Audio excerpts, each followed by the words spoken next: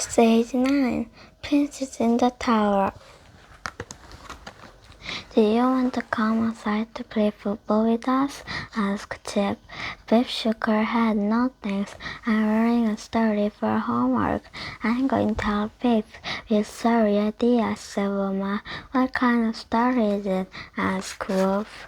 I have to make up a new fairy tale, explained Biff. I know. You could run one story about brave knight rescue a princess from a tower. Suggested Wolf. Biff sighed. Why is it never princess who need rescuing? She asked. The boys went outside to play. Biff and Wilma had fun talking about more ideas for Biff's story. Suddenly the magic key began to glow. It was time for an adventure. What exciting place we are going to this time? Biff wondered. A moment later they found themselves staring at the At that moment, they found themselves staring at the wooden stone wall. Where are we? Biff asked, looking around at the gloomy room. There was no much furniture, only 2 beds and an old table. Wilma tried to open the wooden door. It wouldn't budge, she said. Biff was puzzled. Why had the magic brought us to lock empty room? She asked. Then a nervous voice from behind one of the beds said, Who are you? The room was locked, but it was not empty. The boys came out from their hiding place. The one who spoke was around woman's age, and another was much younger, and he looked at the girls with wide, frightened eyes. The girls told them their names. How did you get in here? Asked another boy. Well, Wilma began. Before she could say more, there was a sound of heavy footsteps from the other side of the door. It was ringed by red metal keys. Quick, whispered the younger boy to Biff and Wilma. Hide. The 2 girls knocked behind one of the beds just before the door opened. 2 girls entered. The children set down the tray. Here is some food for you, little sponge boys, he said with a smirk. The only things on the tree was a stale bread. The tortoise said to the boys, Your cousin Edward is crowned king next today, she told them, so we're giving you extra bread. And then did the first girl. To celebrate, the 2 boys sat in silence until the man left, locking the door behind them. Biff and Wilma stood up. What's going on? Asked Wilma. Why are you locked up in this awful place? I am Prescott, and this is my brother Harry.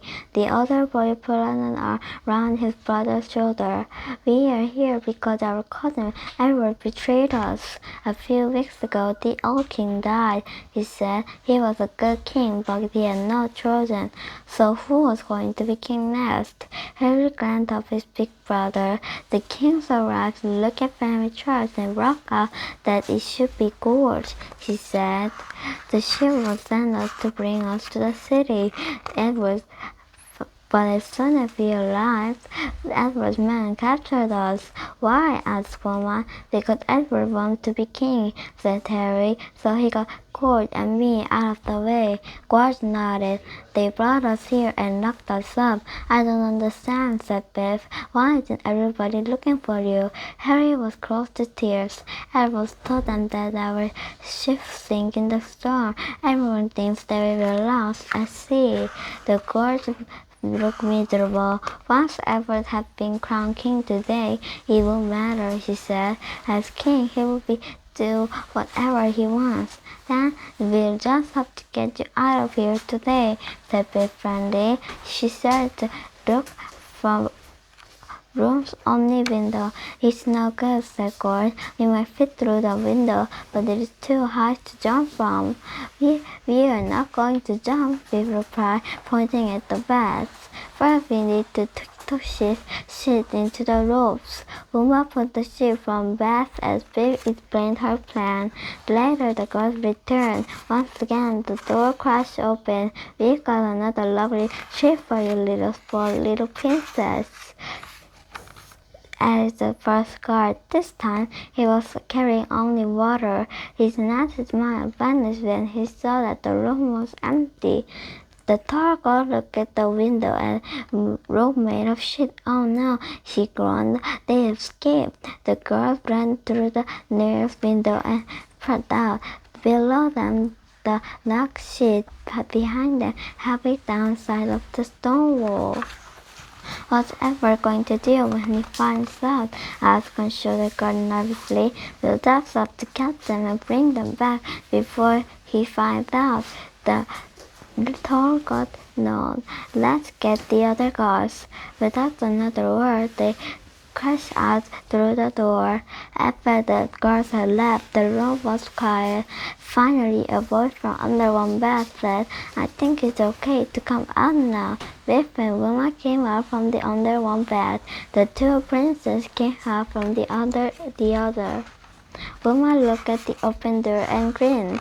There was a great jerk. Biff. Climbing down the road would have been much too dangerous. In the distance, they heard the sound of bells.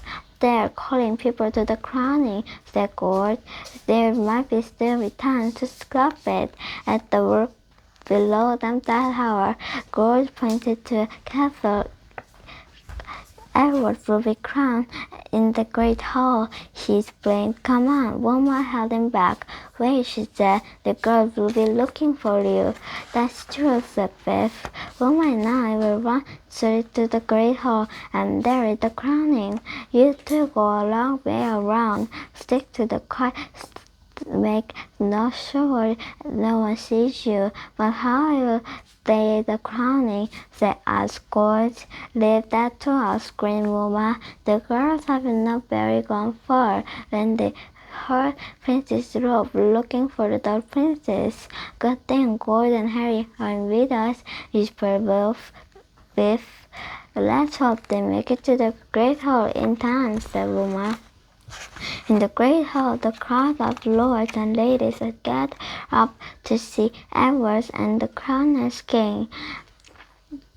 Apart from Edward, nobody looked very happy about it.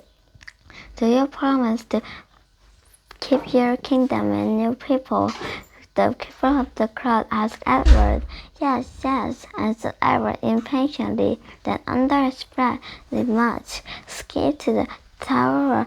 I'll be king." The people of the town lifted the crown off, ready to place it in Edward's head. "Stop!" cried a voice from the back of the hall. There was a gasp, and all the lords and ladies turned to look at Biff and Wilma. Biff pointed at Edward. "He can't become king. Prince Gord is still alive." Edward shouted. "Rubbish!" he shouted. "We all know that Gord is gone. Gord, arrest them." Gord did their best to catch them, but Wilma and Biff swept up at the stone stairs and ran along the balcony. They stopped when they saw lines of the guards in front of them too. They were trapped. The girls glanced down the doors and smiled. "Your plan has failed, Edward," said Wilma. Prince Gord was marching into the great hall. Harry ran behind them. "What's going on?" demanded the people of the town. Edward lied to you all," Gord demanded. "I'm here to be crowned king." He no longer seems like a frightened boy. He seems like a future king. Edward tried to run, but a couple of guards stopped him. The girls came downstairs and sat up along happily. "Thank you," she said.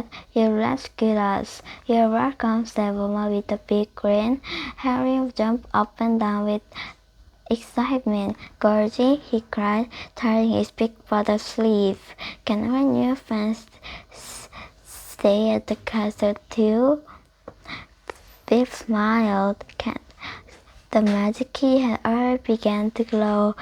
You are being a good king, George, she said. Then the magic took them home. Biff and Wilma had not been back into Biff's room very long before Chip and Wolf came round, picked round the door again. Have you finished your story yet? Asked Chip. Not quite, said Biff, but I got some great ideas for what to write about. The end.